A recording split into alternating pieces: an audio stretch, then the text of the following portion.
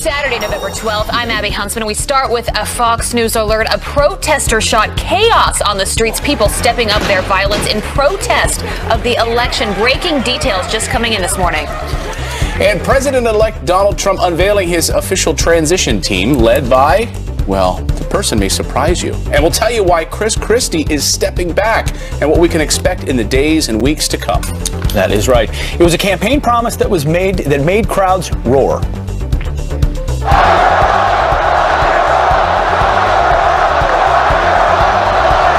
There was a lot of locker up, but this morning, the next step is President-elect Trump ready to forgive and forget. Interesting. It's Saturday. It's also National Pizza Day. Yeah. Mornings can't be bad then with friends.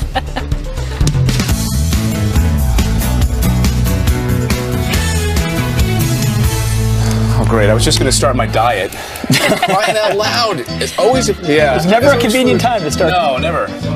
Where's the pizza? Saturday You know morning, what? everyone. Welcome We always to like Fox to and say, Friends. Clayton, we celebrate everything on the show. Every food-related holiday, ice cream, National Cotton Candy Day, it doesn't matter. We're Fox and Friends. Are we going to have pizza on the show? I think so. Or should we call and order some We're now? gonna have Are they some. even open? I guess we're in New York City. Anybody who's listening that wants to bring pizza, we will eat it. We'll take it. And everyone knows New York pizza is fantastic. But let's talk some politics this morning because some breaking news overnight on the Trump transition team. Everyone looking to see exactly who is going to lead the Trump transition effort. And we had heard that it was going to be New Jersey Governor Chris Christie, but that has now changed.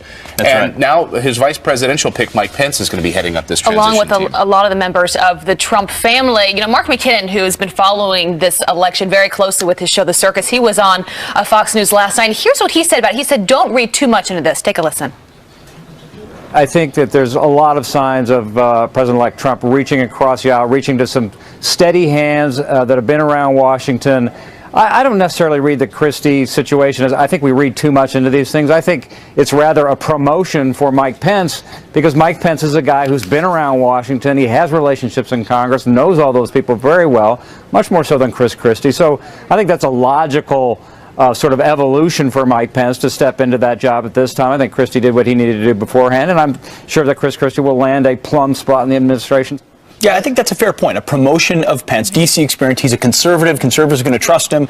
National security experience. And if we put that list back up of who's on the transition team, a lot of familiar faces. I mean, you're going to recognize with Pence at the helm, Christie, Ben Carson, Newt Gingrich, Everyone that was General loyal to Flynn, him Rudy throughout the Giuliani, and then Eric, Donald, and Ivanka Trump as well. So a lot of insiders, obviously. And there's precedent for this. Remember, Dick Cheney, of course, headed up George W. Bush's transition team. He was of Washington. He had that experience of picking people. You're not just picking like a few people. You have to pick. You're really in charge of tens of thousands of people that It's you're a putting huge in jobs. hiring And process. some of them incredibly important roles. Right. As Mark McKinnon said, I think there's no doubt that Chris Christie will find a home somewhere in the administration. But also, Mike Pence, you mentioned this, Pete, during the campaign, especially during the last stretch of it, where there were moments where you had people like Paul Ryan, people in the Senate saying, we're a little bit concerned, Ted Cruz, about what's going on there. He would go in to the Senate, into Congress, he would say, calm down. We've got to win this thing. You've got to stick by us. And he usually was able to do that. So he's really good at working with those people. Right. So he knows Washington. He's able to reach across the aisle. But I don't know. I thought I'd disagree there really with McKinnon's take on the Chris Christie stuff. Remember, he's got to go in front of a judge here right by Thanksgiving. He's still got the taint of Bridgegate all over him. 4 of his closest aides, even Donald Trump himself, slamming him during the primary, saying, look, he knew what was going on with the bridge. He knew. He was slamming him during the primary. Yeah, no, you could also argue this is the first big decisive decision of Donald Trump's presidency. Hey, we're going to make this change, shift toward Pence. He's a conservative, doesn't have the baggage that maybe Christie has had. There's a lot of reassurances there. And remember, he said we want to drain the swamp. Yeah. We want to drain the swamp in Washington of scandal. Start with Chris Christie, I guess. Well, speaking of scandal and drain the swamp, you remember throughout this campaign, I mean, Donald Trump was very strong about Hillary Clinton and how he was going to take action if he were to win the presidency. Here's what he said. Take a listen. This is one of his supporters.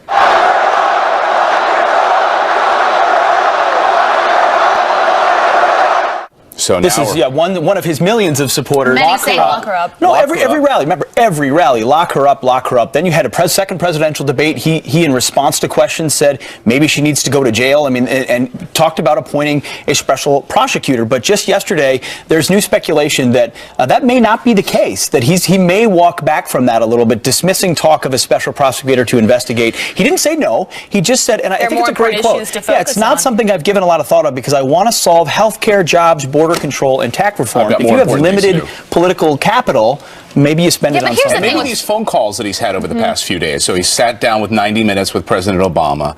And maybe President Obama behind closed doors says, you know, if you're going to go that route, I have the power of the pardon. So maybe you just don't want to waste your time with that. He had a nice sit down with President Barack Obama, but he also, as you said, talked to Hillary Clinton and had some nice things to say. Listen to this.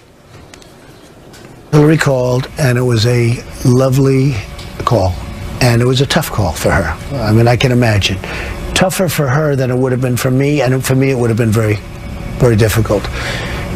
She couldn't have been nicer. She just said, "Congratulations, Donald. Well done."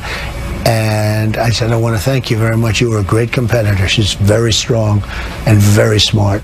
All right, well, not everyone is agreeing with what President-elect Trump is saying. As you guys know, there have been protests all throughout this country. This is a lot disgusting. of violence playing out. And, you know, as our own Bill O'Reilly said the other night, this is just disgraceful. This is not what a democracy is about. Where were they before the election? Right? Yeah. Where were they? We know that the voting numbers were way lower than they should have been. Did these people even vote? These organized protests that we've seen with the likes of Occupy Wall Street, we've seen them with Black Lives Matter. These organized, you know, these people aren't spontaneously coming out and protesting. And now we have a third night of violent protests. It's an excuse for violence. It's a temper tantrum, and you're seeing it in where? Liberal cities: Portland, New York, D.C., Oakland, Dallas, L.A., my home state of Minneapolis and St. Paul. I mean, these protests, they don't like Trump. They didn't like Trump, and they're just mad about it. And watching these celebrities cry as well as they into the camera, I guess it's cathartic for them maybe a little bit, but I think law and order may be coming. They're talking about ramping up more protests into the weekend as well. Let's be clear. Everyone has the right to protest in this country. Absolutely. That's what this country is all about. Yeah, but Clayton, look at these images. This is not America. This is not a democracy. Even Hillary Clinton said at that last debate, when she thought she was winning this thing and she wasn't sure that Donald Trump was There's been horrible going stories. to accept it, she said,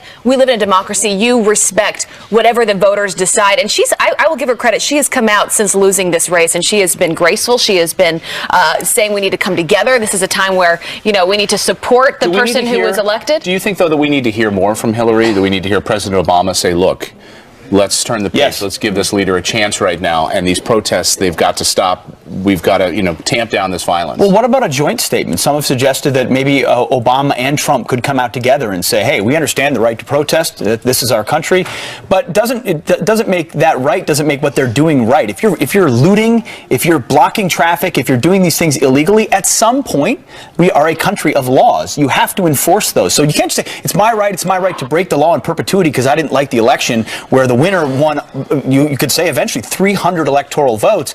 That's just lawlessness. You're seeing the manifestation of 8 years of Barack Obama, where they think law enforcement doesn't have to enforce these laws, that they are entitled to a Hillary Clinton presidency, and it's bearing out before us. At some point, you got to stop it. You've seen, I'm sure you've all been reading these nasty stories about people being yelled at gas stations, you know, after attacked on the Trump side of things. We just got to come together as a country, and these sorts of you know, we forget that we have lived through months of just a very, very divisive election, and you know, I've been on the road this past week. You have too, Pete, and talking to the voters and hearing about the things that they're concerned about, many of which we've talked about this invisible voter here on Fox and Friends, and how many people secretly were supporting Mr. Trump but didn't want to publicly say anything in fear of being hurt or being fired from their job or you name it. And I talked to folks last week who said, for the first time, I can actually publicly say that I did vote for him.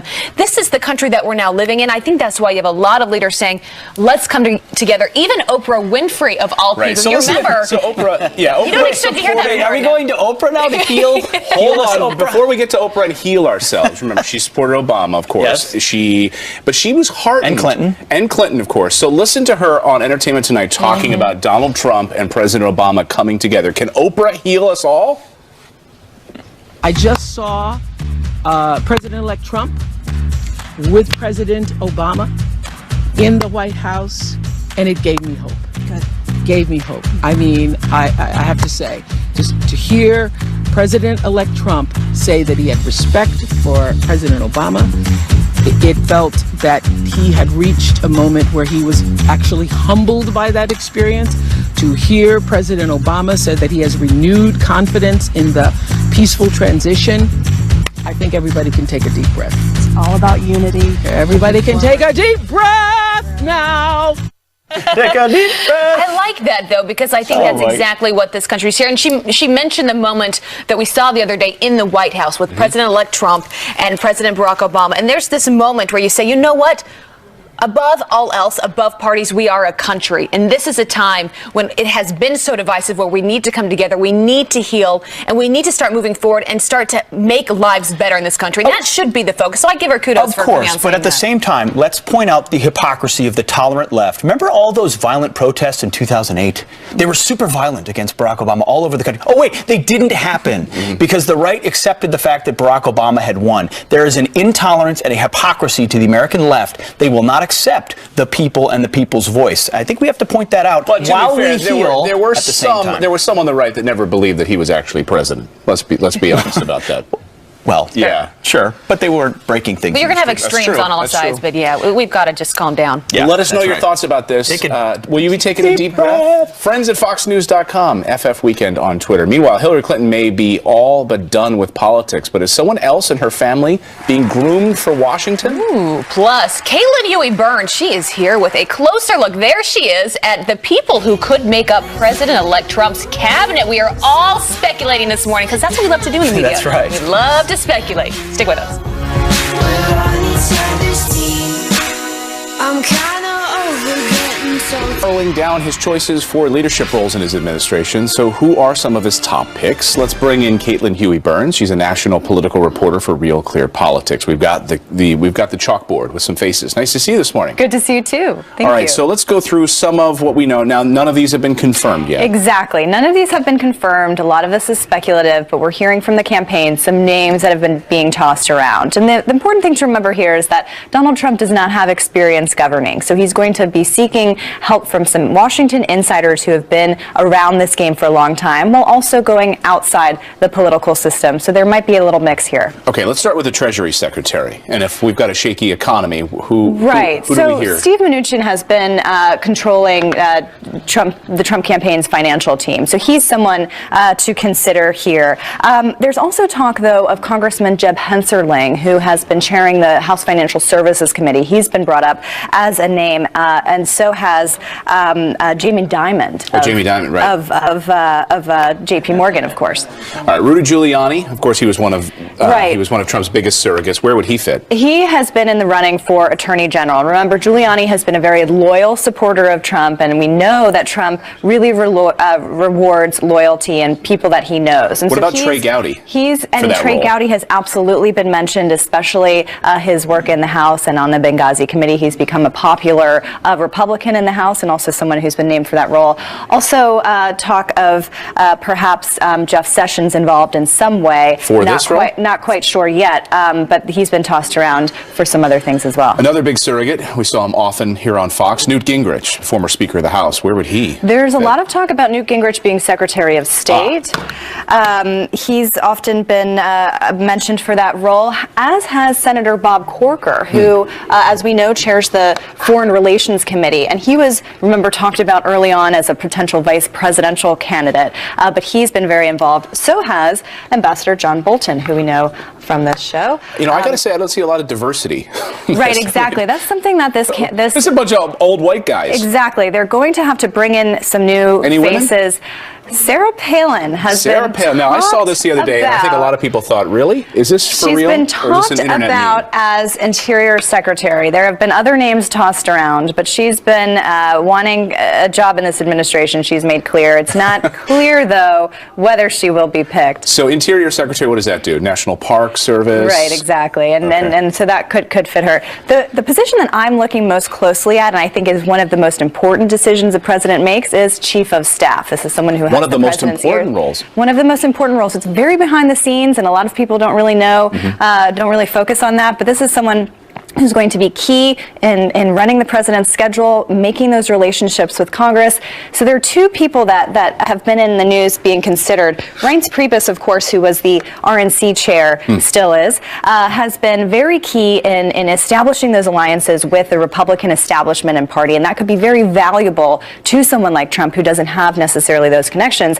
However, there's also talk of Steve Bannon, who was his campaign From Breitbart chairman News. of Breitbart News, and that would be an extremely controversial pick, and that would signal that he's not very interested in unifying the party and unifying both parties and establishing some kind of peace and calm on Capitol Hill. Do you think that's going to happen? It would it would be very surprising. But we know that he's been very close to Trump, has been advising him throughout this campaign. I think Reince Priebus is someone that everybody in Washington kind of hopes he goes towards. Somebody else we saw, and obviously he ran against him, but then he came out supporting him, and he was a pretty vocal supporter, was Governor Mike Huckabee. Yeah, there's some talk about Huckabee being Commerce Secretary. Of course, Huckabee was a former governor, also ran for president a few times. He's been talked about. What about Kellyanne Conway? So Kellyanne Conway is someone I envision more in a communications role. Remember, she was the campaign chair. She ran the campaign, but she was very much the messenger and the face of the campaign. So somewhere, maybe not in the cabinet, but somewhere perhaps as communications director, secretary, really being in charge of the message and controlling that message, I think would be a good role for her. Ben Carson has been talked about perhaps as Health and Human Services Secretary, or there's even been talk of him as Secretary of Education. And I would just move him down to this role because that's been talked about most likely, although Trump and other Republicans have talked about diminishing the role of the Education Department. So we'll see. And finally, Chris Christie, I mean, you know, if you want to drain the swamp in Washington, you've been talking about that as Trump has, and now we know that he's not heading up his transition team. Is he out? Right. I think it would be very controversial to bring Christie into this administration, given everything that's going on, that has been going on with Bridgegate. Trump ran against a scandal in the White House, and it would be very difficult for him to bring someone in. Governor Rick Scott has been talked about for Health and Human Services before. And, you know, we still have Michael Flynn as perhaps Defense Secretary. All right, coming up, playing on the transition team bingo. We'll be playing that later this afternoon. Caitlin Huey-Burns, great to see you this morning. Good to see you too, thanks. All right, a third night of anti-Trump protests spreading across the country. Is it time for President Obama to call for calm? David Webb and Danielle McLaughlin are here for a fair and balanced debate. That's next. And it was one of President-elect's favorite targets in the corrupt mainstream media. I put down failing at New York Times. The newspaper's going to hell. Maybe we'll start thinking about taking their press credentials away from them. Well, this morning, the Times issuing an unprecedented apology. Wait until you hear what the New York Times is saying this morning. 'Cause I'm missing more than just your body.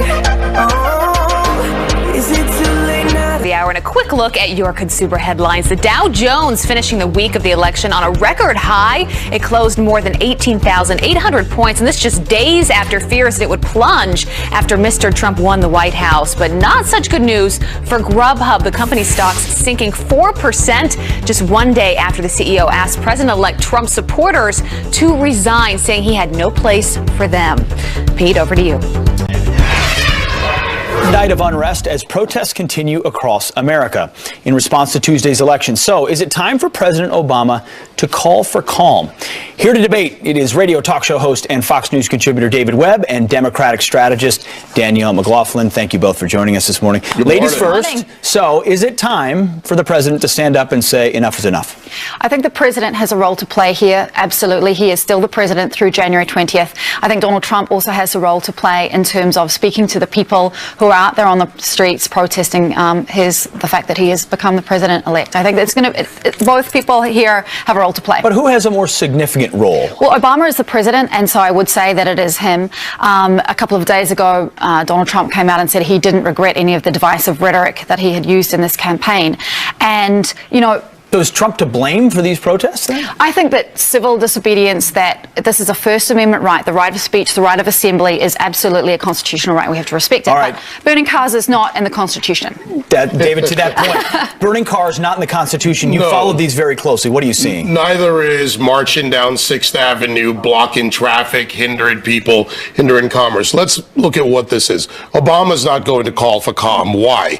They had MoveOn.org and other organizations had celebrations planned if Hillary Clinton won. She didn't win. So basically they flip the switch and they go to protests. The protests turn into riots. Properties destroyed. We now have one person shot in Portland. And I've been tracking these. It's no different than what happened after 2008. Oh, yes, it is. That's right. There were no marches, no riots by the Tea Parties. This is a problem. The leftists have lost.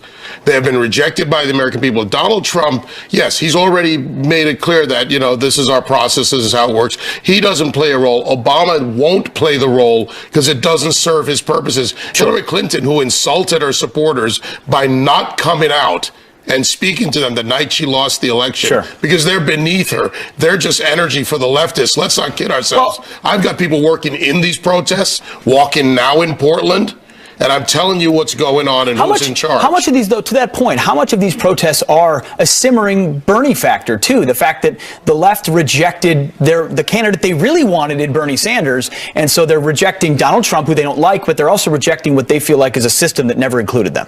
It's hard to say. I want to go back to your point about impugning Hillary Clinton and all of this. I think that she showed grace and really said to the American people, this is a time to get behind Donald Trump. I think there is a Bernie part in here. I think there are certainly progressives within the Democratic Party who want to see we're kind of burn down the party now because we didn't succeed where we thought that we really might. I think we also need to have as a part of this conversation, the fact that maybe if it had been a Marco Rubio or a Ted Cruz, that maybe we wouldn't have seen this. And we have to see. The Republicans don't have a role in what the leftists do. You can't take the left and the progressive left that have taken over the Democrat Party and blame the Republicans for their actions. I think we have to acknowledge foolish Trump and is it makes no kind of a sense. candidate. But this is not Donald Trump's issue. He's not out there ginning up the marches and leading the protesters to damage property, to take baseball bats to property. And nor is any leader of the Democratic Party. Yeah, but is there not a duplicity to that point? In 2008, Barack Obama won. He had promised to fundamentally transform our country. A lot of conservatives were disappointed. There were no burning of cars and destroying of buildings. Is this something intrinsic to the left? No, I don't think it is. I think this is something that's intrinsic to Donald Trump. This is somebody. But Trump supporters were burning I'm cars. sorry. At this point, I have a major objection. I helped found the Tea Party movement. I put 20,000 people down at City Hall Park, thousands at other locations around the city, tens of thousands, millions around the country. And can you tell me the number of arrests, violence, breaking into businesses, destroying police cars? We've seen this out of the left since. We had policy objections. We voiced them. Civil disobedience. We did it by civil obedience. We didn't go out and do that. So don't even give me any. There is no moral comparison between the right and left, or any responsibility on the right when it comes to this. Briefly, we'll give you last. Of course. So Oregon wildlife protesters took over federal lands for 40, 60 days or so. So we have seen this kind of slightly different, but we had armed men in Oregon doing things that were wasn't tied to a party. Maybe massively different, but I but take it is your point. still the same kind of a thing. You're reaching, Danielle. I like you, but you're reaching. That feels like a reach, but yes, no. This debate will continue. The protests are going to continue as well. Hopefully they've turned into riots. This is the problem. Good point. Peaceful protesters are not in charge anymore. We saw that with Occupy. We saw that with Ferguson. We see it with Baltimore. It is or Raleigh with Moral Mondays. It turns into riots, and the problem is the left needs to take control of what they do on their side. We're going to leave it there so this doesn't turn into a riot. David, Danielle, thank you very much for your spirited conversation this morning. All right, the Clinton dynasty may be far from over. Up next, can you believe this? Chelsea's potential plan for Congress. They're not going anywhere. And while the Republican Party works to restructure the federal government, the Democratic Party is, well, it's falling apart. It's anarchy. Wait till you hear who's trying to take over and why it could backfire badly. And Ed Henry is here with the details next. There he is. He met with President Obama. His wife met with Michelle Obama. And at the end of the day, last night, after his full day at the White House, he tweeted this. He tweeted a fantastic day in D.C., met with President Obama for the first time. Really good meeting. Great chemistry. Melania liked Mrs. O a lot. Now, is it just me, or does that read exactly like a Yelp review? Great White House. Fantastic. 5 stars. 5 stars. Great tapas. Great tapas. I love Yelp. It's changed my life. Oh, absolutely. I plan every trip that way. And Ed Henry planned his whole trip to New York City today to talk with us on Yelp. You're a busy man. Did you even sleep last night? You were on all day yesterday. Got to do on the record last night. That was fun. So there's a lot to talk about this morning on the transition team. Overnight, the news, we learned that Mike Pence would be heading up this transition team. Chris Christie out. Donald Trump for a long time had talked about draining the swamp in Washington. Is this, are we reading too much into the Chris Christie being out? No, I don't think so, because I think there's competing narratives, right, in politics. So the bad narrative for the Trump campaign, now administration, I should say, I guess transition to power, is that this is a bumpy start. I mean, let's face it, it's only a couple of days in and you move out the chairman of your transition. They knew Bridgegate was still out there. Chris Christie maintains his innocence. They didn't want that distraction. But I'm told by sources inside the transition as well, they felt that Chris Christie was stocking the transition with too many loyalists to him. And this is all about Donald Trump now. It's not about Chris Christie or Sarah Palin or all the people bandying their names for cabinet posts. He's also about a governor. The president. He still has to answer to the people of New Jersey. He has a job. Yeah. Is that a bumpy start or is that a decisive start? Hey, I see this problem. I'm going to get at it right away. That's what you're right. I was going to get to the competing narrative. So bumpy start. So what do? You say, look, we're going to get somebody else in charge. And the Pence narrative is the thing to watch right now, I think. Because, you know, when Mike Pence was picked, it was like, oh, he's so low wattage, Midwest, and Trump is this high wattage guy. That was a perfect compliment to the high wattage reality show star, number one. Number two, he's solid. Look at how much better than expected Donald Trump did with evangelical voters. Because he was pounding that throughout the Midwest, the South, and that was helpful. And then now the transition to governing, Donald Trump makes no bones about it. He's never governed before. Mike Pence has, not just as governor of Indiana, but as you all know, he was on Capitol Hill, not as a backbencher, but as a House Republican leader. He is the guy who's going to be up there with Paul Ryan, the Speaker of the House, and others. So I think it's very significant that Pence is He knows how to do it. He's done it before. And you could argue that that was the first big decision that President-elect Trump had to make, was picking Mike Pence. And I think a lot of people would argue that he did a good job. It turned out to be smart. And if he's the guy under the hood, Donald Trump is what? Is chairman and CEO. Which is exactly where he wants to be. That's what he wants to be. That's how he runs the Trump organization. All right, well, let's talk about the Democrats, because there's been a lot of talk for years about the Republican Party, and it's in shambles, and are they divided, and where's it going to go? But right now, it's really the Democrats where you're wondering what's going to happen to them. You know, you have Howard Dean now talking about taking over again. The DNC, what a difference a couple of days make. It's like if Hillary Clinton had somehow pulled this out, the talk was this is going to be a meltdown on the Republican side, and that you see the guy with the scream there, Howard Dean. Wow, well timed. He wants to run for DNC chair. Governor of Vermont. Yeah, Keith Ellison, very liberal from Minnesota. Bernie Sanders has now gotten behind him. Bernie Sanders, that's a big deal because the Bernie party feels so pushed out that. Yeah, and Bernie Sanders and his wife, I believe, was on CNN last night, Jane Sanders, and she said, basically suggested he could have won. If he had been the nominee, number one. And number two, left the door open to 2020. I think Bernie Sanders is 74 right now. So they not have a bench then? And maybe he'd be great and all that, but where's the bench? So the same thing was being said of the Republicans, right? Remember after the last election? They don't have anybody. Well, and then they put up 17 people, right? To your point, I heard a top Democrat on TV last night saying, we need an autopsy. I think it was Jessica Tarlov, right here on Fox. She was saying, we need an autopsy of what went wrong for Democrats. Why is that significant? That's what the Republicans did after Romney. We got to do an autopsy. What are we going to do with Hispanic voters? And there was a lot of chatter just a couple of days ago, a couple of weeks ago, saying there'll be autopsy 2.0 because the Republicans learned nothing from the last autopsy. And you know what? Victory changes everything. Well, exit polls showed that actually most voters didn't want a more liberal nominee. They wanted a more conservative nominee on the Democratic side. But you talk about transition 3.0. There's a suggestion that maybe the Clintons are part of that solution as well. And you know what? The Clinton dynasty continues. Well, no, I got to respond to this. Chelsea Clinton is potentially being groomed for a congressional run in New York 17 districts. Is that the answer for the Democrats? I've heard very senior people I've talked to in the Democratic Party who are so frustrated. They felt that they were forced into Hillary Clinton, that Debbie Wasserman Schultz rigged it, as we now see from WikiLeaks.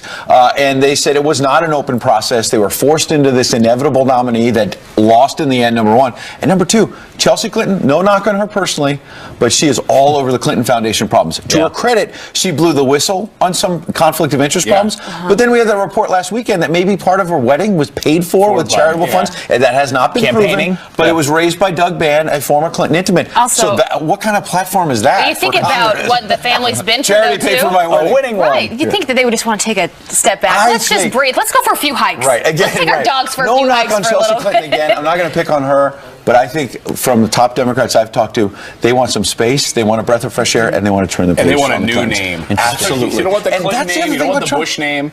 Donald Trump wiped out 2 royal Legacies. families. Isn't that crazy? Yeah. People forget that. I was talking about that over the past few days. People want to talk about Hillary Clinton and all of this, but he destroyed the Bush legacy as well, and destroyed Jeb Bush, destroyed Hillary Clinton, and this is a new era. Yeah, and it didn't destroy the entire legacy, obviously, right? I mean, because obviously you have 2 Bush presidents, very successful, but in terms of it continuing, you're absolutely right. Oh, yeah. It was. And you wonder if anyone else would have been able to do that this election cycle. It was just, a time in history. Everybody doubted him. Yeah, yes, they did. And the Democrats have 2 very distinct paths. I mean, you could double down, or you go with Keith Ellison, the first Muslim congressman, very far left, very divisive. He talked about impeaching previous presidents. I mean, they could go in that direction. It'd be a heck of a show. No doubt about it. This is a real crossroads for the Democratic Party. Absolutely. Ed Henry, great to see you. Great to see you guys. Good to see you. All right. Well, the president-elect vowing to help America's hardest hit cities. We are going to fix our inner cities. Every single American will have the opportunity to realize his or her fullest potential. So what can President-elect Donald Trump do to fix them? Bishop E.W. Jackson weighs in, and he's on deck. Plus, he lost to Donald Trump in the primaries. Wait until you hear who is suggesting Ted Cruz for the Supreme Court. Stick around for that.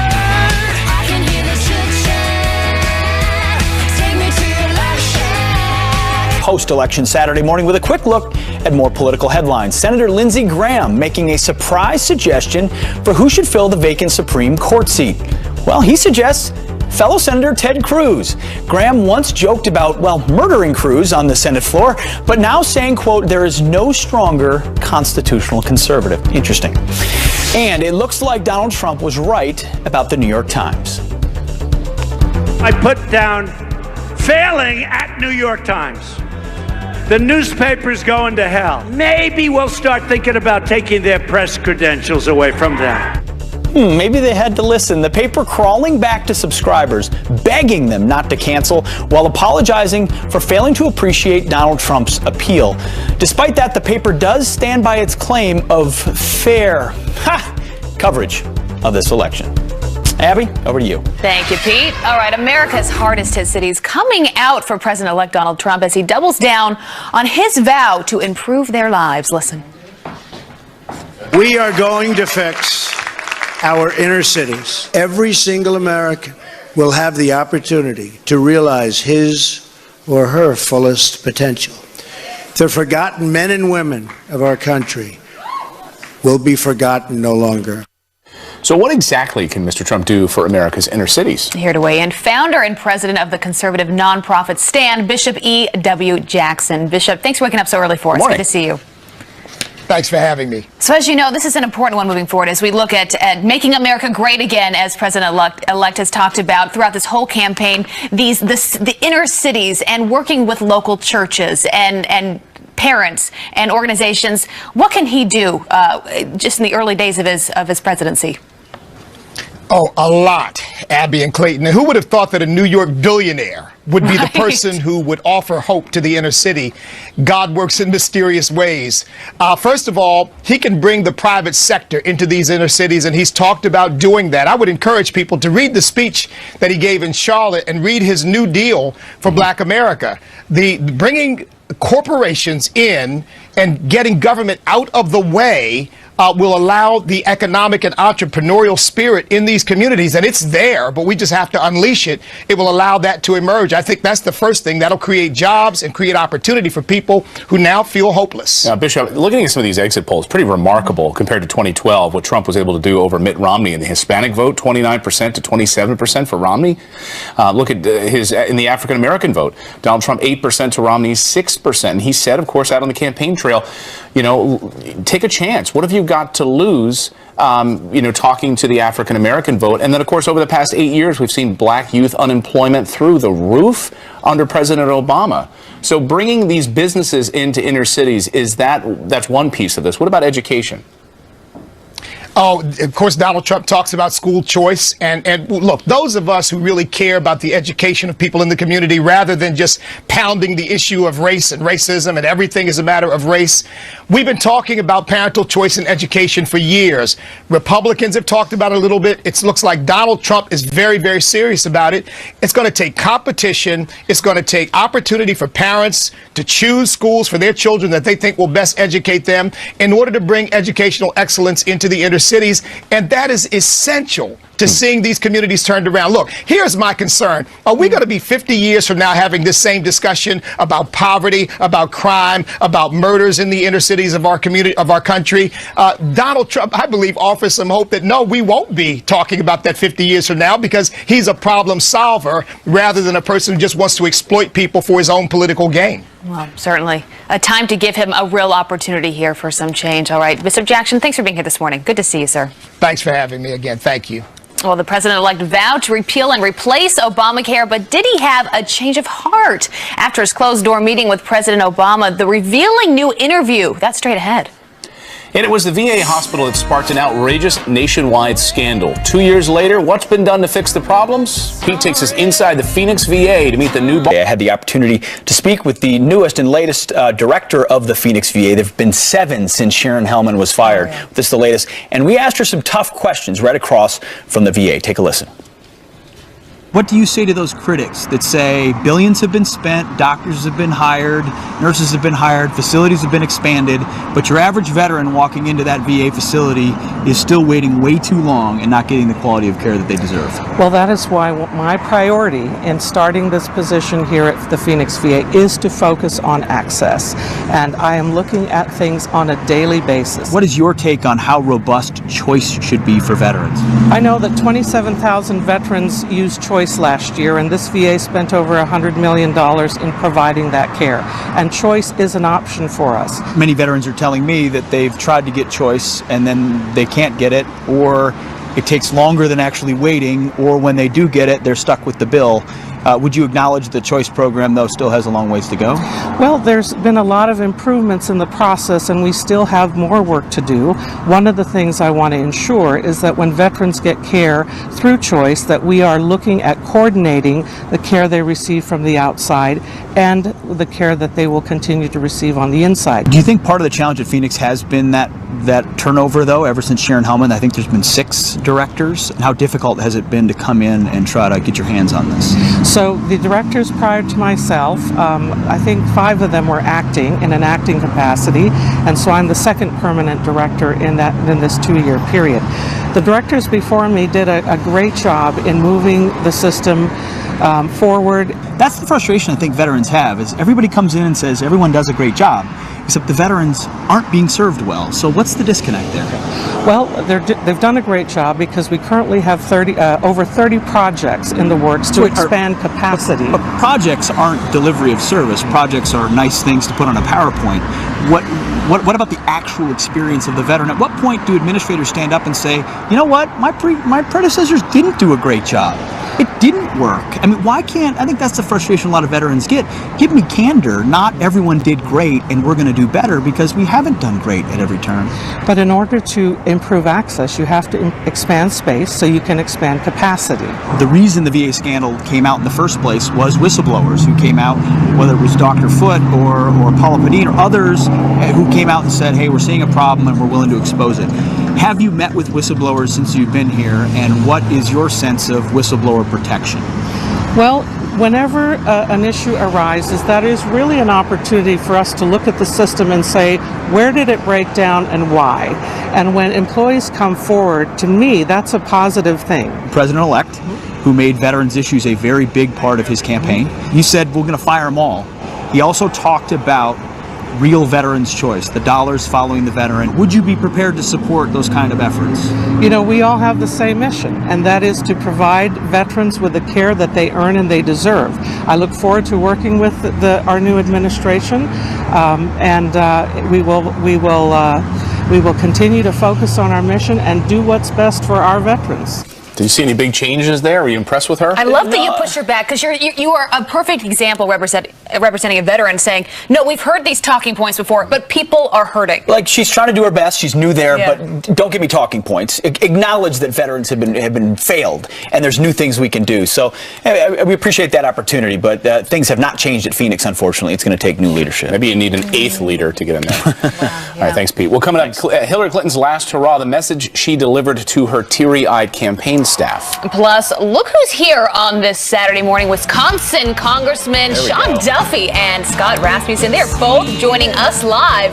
Now, that's enough to stick around for. There you go. Starts right now.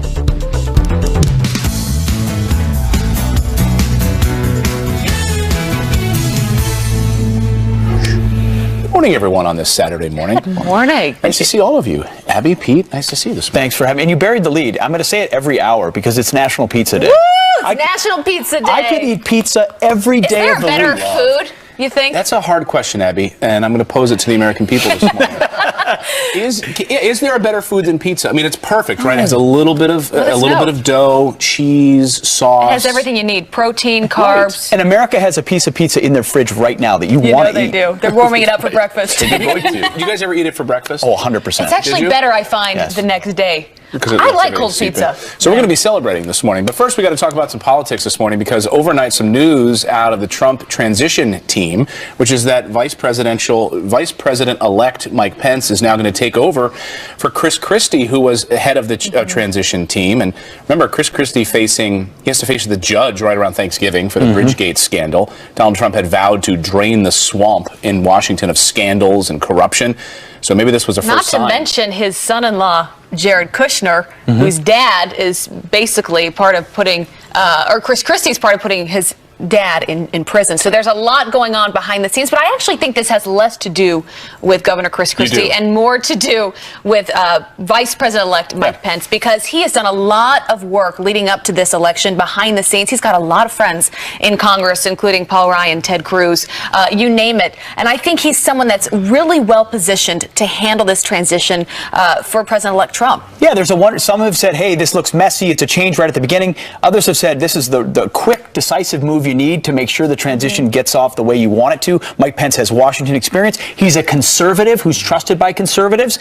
He's got national security background. So he'll be heading up the transition team. We've got a list of some of the folks that will be on that transition team. And if you watch Fox and Friends or Fox or follow this closely, there's a lot of faces on that map you're going to recognize. Everyone from Sarah Palin on that list could be Interior Secretary. Well, Ben this is Carson. The transition team. These are the folks choosing the potential, including members of the Trump family. You can see Don Jr., Eric, and Ivanka on that list as well. But this whole campaign has really been about the Trump family, which I think is part of why it has been successful, because he's kept people close to him that understand him and know him. So you have Ben Carson there on the top row, could be slotted for education or health secretary. You have Chris Christie up there. You have Newt Gingrich, which may be Secretary of State.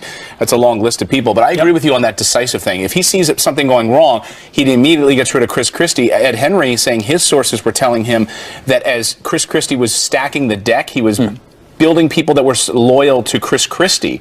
And, he's saying, like, look, Donald Trump, this is Donald Trump's administration. We're not going to have loyalists of Chris Christie in my administration right now. It's been a long week for everyone. I think we're all still trying to catch up on our sleep and trying to better understand what happened. The cops are under orders, but I'm tired of them tiptoeing around this. You look at the destruction of these businesses. This undermines the public confidence that their government can't get their arms around this thing. They come in the morning, their businesses are destroyed, cars are vandalized and set on fire, people are injured. This has to be quelled immediately. And if they do not, you're going to see more property destruction. You're going to see people injured, police officers injured, and possibly people killed.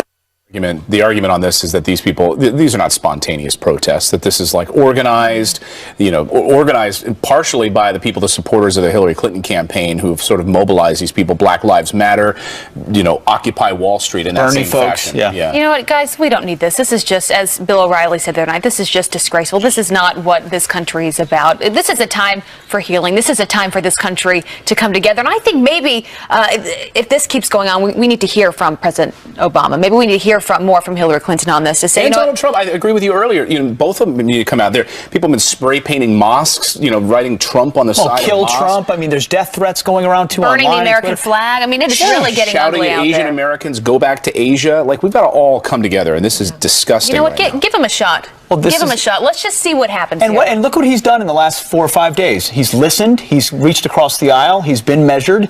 He's talking about trying to get things done. I think folks should Someone react to took his that. Twitter account away? That won't happen for long.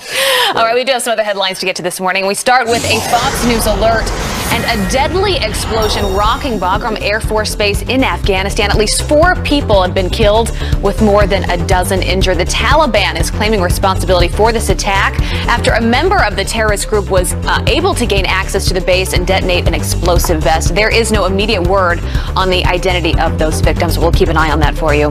And one last hurrah for Hillary Clinton privately addressing her campaign staffers last night in Brooklyn. Take a listen.